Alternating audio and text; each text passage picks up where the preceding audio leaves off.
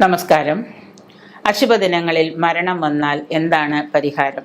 അശുഭദിനമാണോ? ഒരാൾ വീട്ടിൽ ആരെങ്കിലും മരിച്ചു കഴിഞ്ഞാൽ അത് നല്ല മരണമാണോ ചീത്ത മരണമാണോ എന്ന് നമ്മൾ ഒരു ജ്യോത്സ്യൻ്റെ അടുത്ത് പോയിട്ട് പ്രശ്നം വെച്ച് നോക്കുന്ന ഒരു ചടങ്ങുണ്ട്.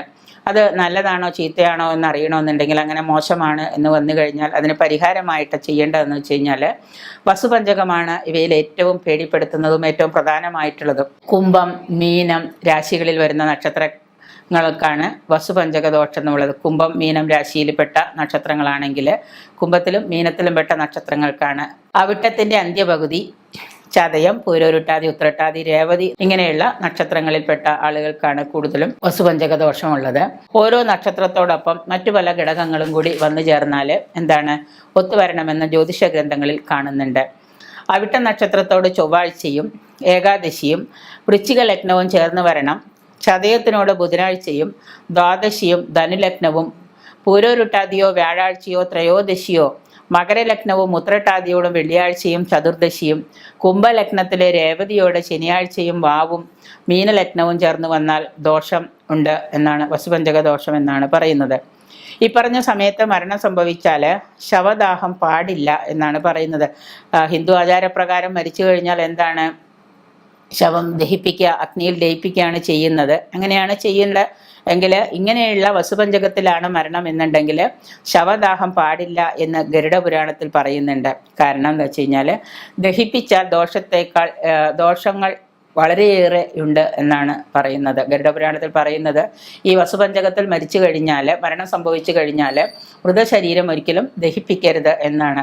കാരണം മരിച്ച ആളിൻ്റെ പുത്രന്മാർക്കോ അടുത്ത ബന്ധുക്കൾക്കോ കഷ്ടനഷ്ടങ്ങളോ സംഭവിക്കാം ഈ മൃതശരീരം ദഹിപ്പിച്ചു കഴിഞ്ഞാൽ.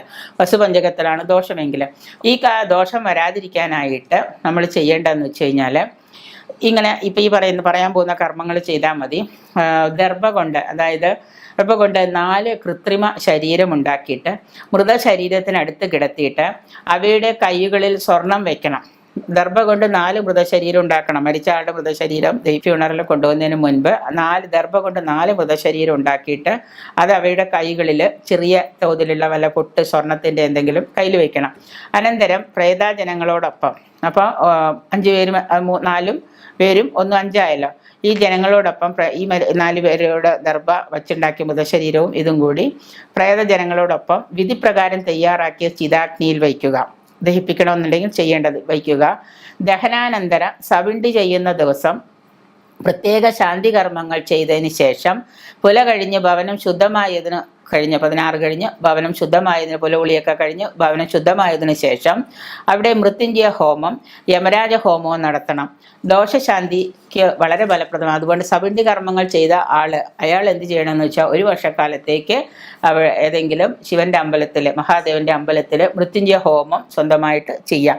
ഇങ്ങനെ പിതൃകർമ്മങ്ങൾ അനുഷ്ഠിച്ച് വ്യക്തിയുടെ ജന്മനക്ഷത്രം തോറും ശിവക്ഷേത്രത്തിലെ മൃത്യുഞ്ജയ മന്ത്രാർച്ചന, രുദ്രാഭിഷേകം ഇവ തുടങ്ങിയ നടത്തുക.